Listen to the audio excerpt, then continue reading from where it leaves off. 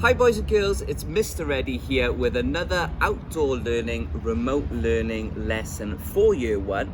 And this week we are going to be using what we learned last week in terms of touch and words that we can use to describe how things feel to make a fun little game to play using only our sense of touch. Now, I have had a little look around outdoor learning and the office to see what I think would be really good for me to use today for my game. Now you can use whatever materials you find around your house which you think might work really well. It is completely up to you, but I'll show you what I thought I would use. Cotton wool. Okay, I've got a lovely bag of cotton wool by here. I'm going to be using that in today. Now, I'm thinking of words that I could maybe use to describe my cotton wool. That's what I'm going to keep in my mind. We're going to go through a few of those later. I'm also going to be using some washing up liquid in my game. I've decided I'm going to use some blue tack. Okay, very sticky this is. You must have seen some of that lying around school. Because I'm outdoors, I'm using a bit of glue just to make sure things don't blow off. However, I found some pasta, and I think that would be amazing for what I've got in mind. Okay, boys and girls, so now it's time for me to tell you a little bit about the game I think that we can play at home.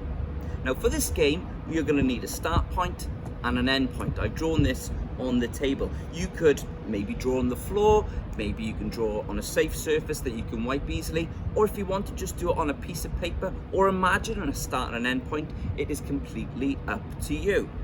Now, what I am going to do is I am going to be making pathways using all the different materials that I have inside my bucket. Okay, I'm going to place them in interesting ways, so it's not just a straight line start to end. That wouldn't be much fun, would it? But I'm going to try and get very creative and just see what I can come up with. Okay guys, so have a look and see what I come up with.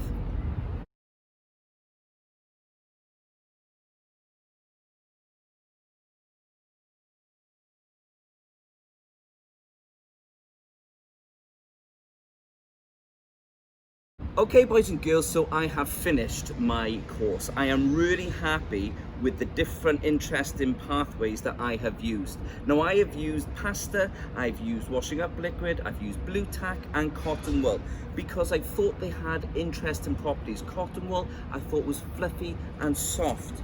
Washing up liquid I used because it was wet and it was sticky.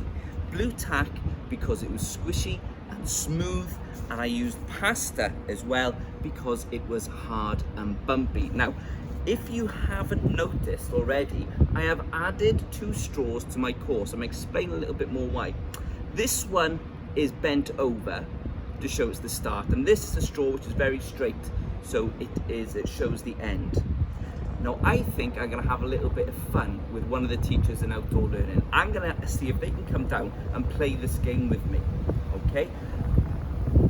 The trick is though, they're going to be blindfolded, so they can't see anything which is in front of them. They have to use only this sense of touch to first of all find the starting point, make their way down, and then find maybe the cotton wool and follow the cotton wool all the way around until they get to the end. Okay? Now, which one they choose is up to them. I'm going to let them pick one of these out of a hat and see which of the materials they need to follow. So, I'm going to go and find someone and see if they want to play. Okay, boys and girls, so I have managed to find Mr. Miller to see if he would like to play.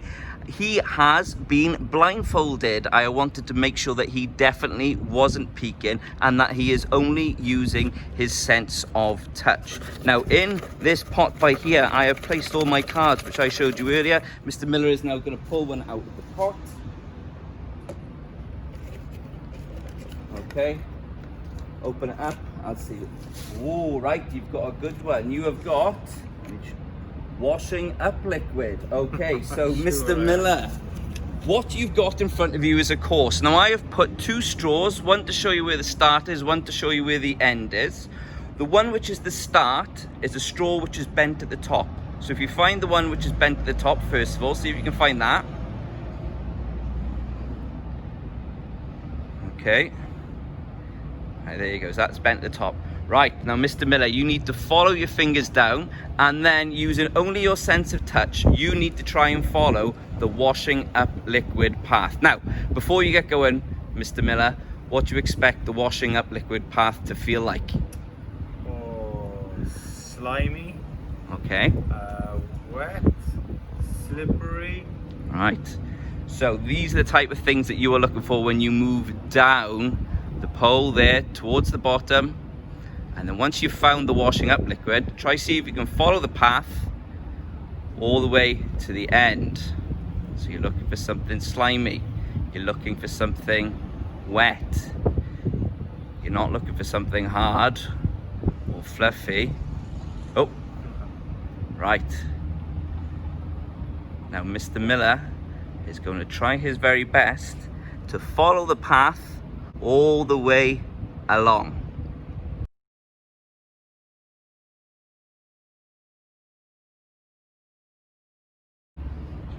Okay, Mr. Miller, so you managed to get yourself to the very end there. Well done. How did you find that task?